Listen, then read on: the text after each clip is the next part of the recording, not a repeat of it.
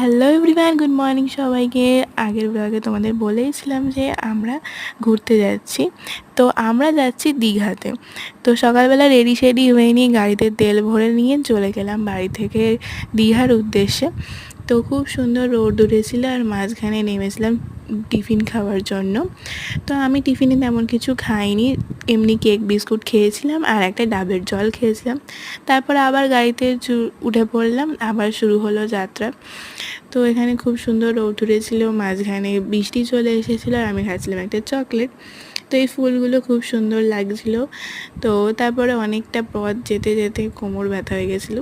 তো যাই হোক, তারপর দীঘার গেটটা দেখে একটুখানি শান্তি হলো। 6 ঘন্টার রাস্তার পর ফাইনালি আমরা চলে এলাম দীঘাতে। তো হালকা হালকা মেঘলা ছিল, মাঝে মাঝে বৃষ্টি আসছিল, ওয়েদার খুব সুন্দর ছিল। আর এখানটায় মন্দিরটার সামনে দিয়ে আমরা ক্রস করছিলাম তখন। তো মন্দিরটা তো খুবই সুন্দর করেছে, সবাই জানো, সেই জন্যেই আমাদের যাওয়া। তো আমরা হোটেল খুঁজছিলাম, হোটেল পেয়ে যাওয়ার পর আমরা এই হোটেলটাতে থেকেছিলাম। তো সবাই ব্যাগপত্র নিয়ে আমরা যখন যাচ্ছি রুমেতে, আর এটা ছিল আমাদের রুম। খুবই সুন্দর ছিল আমাদের রুমটা। আমরা সবাই মিলে একটা রুমেতেই ছিলাম। তো তারপর দুপুর হয়ে গেছিলো আর এখানটাতে সবাই সুইমিং পুলে স্নান করছিল। আমি